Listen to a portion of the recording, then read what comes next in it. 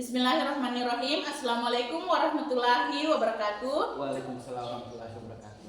Ya, terima kasih atas kesempatan yang telah diberikan. Karena pada hari ini saya akan melakukan sesi wawancara yaitu tentang program kebutuhan khusus.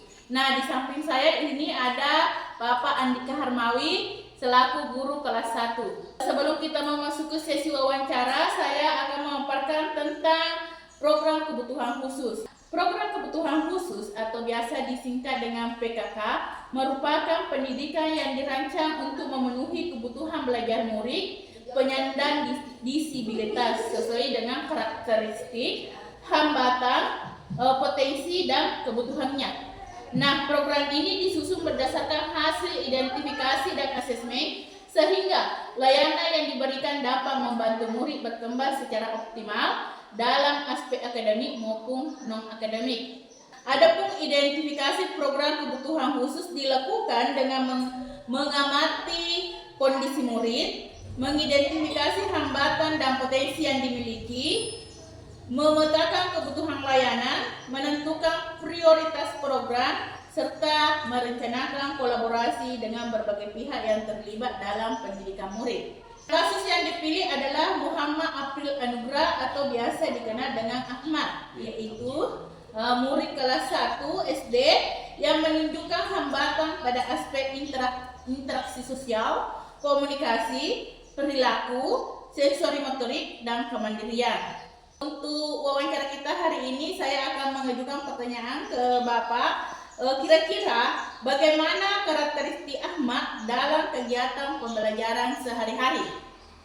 Ahmad merupakan murid yang aktif, tetapi sulit mempertahankan perhatian dalam proses pembelajaran. Dia sering bertindak memaksakan diri, berpindah aktivitas, mengganggu teman, dan membutuhkan pendampingan yang intensif agar tetap terlibat dalam kegiatan belajar.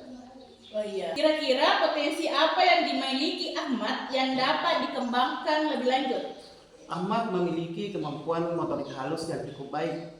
Dibandingkan aspek perkembangan lainnya, ia juga sudah mampu mengenal beberapa huruf, dapat menyampaikan keinginan secara verbal meskipun belum jelas, serta mampu mengikuti instruksi sederhana apabila diberikan secara berulang dan konsisten.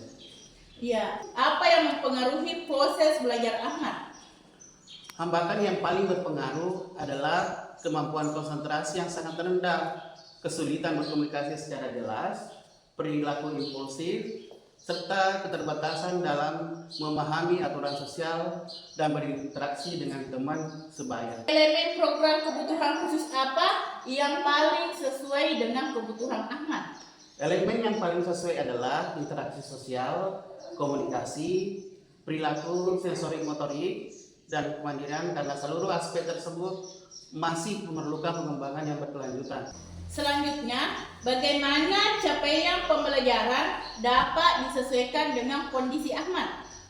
Capaian pembelajaran perlu disederhanakan menjadi target-target kecil yang realistis dan dapat dicapai secara bertahap.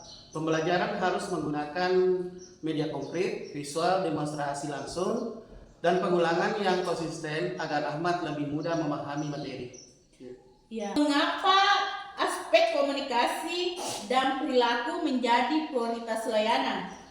Karena komunikasi dan perilaku merupakan dasar mempengaruhi keberhasilan pembelajaran. Jika Ahmad mampu menyampaikan kebutuhan dan mematuhi aturan sekolah sederhana, maka proses pembelajaran serta interaksi sosial akan berkembang lebih baik. Ya, jadi program kebutuhan khusus apa yang perlu diprioritaskan untuk Ahmad?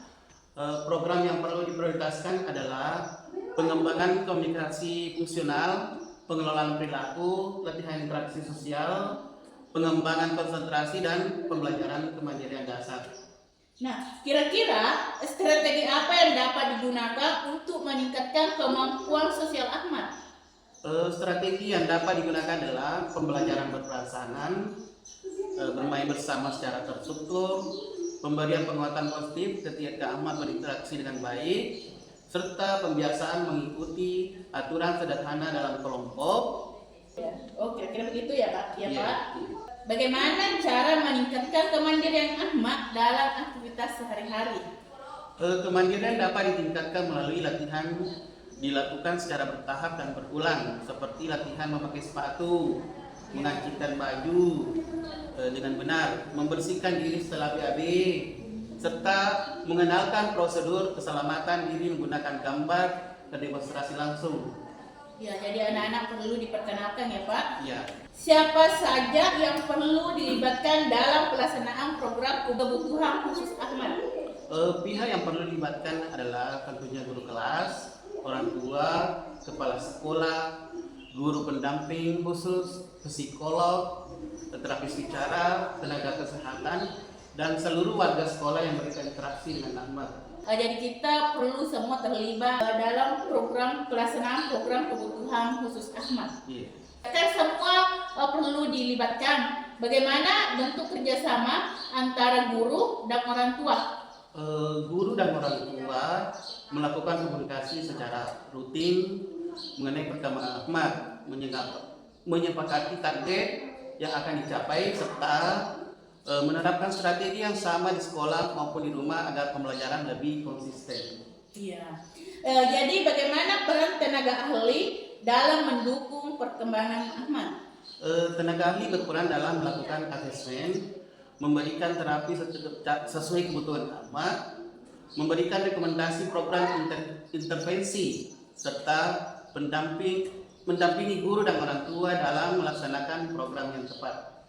Oh iya. Semoga pelaksanaan program khusus untuk Ahmad yang dilakukan berjalan dengan lancar ya Pak, dan Ahmad menjadi lebih baik lagi. Terima kasih atas kesempatannya Pak. Saya ucapkan wabillahi taufiq wal hidayah. Wassalamualaikum warahmatullahi wabarakatuh.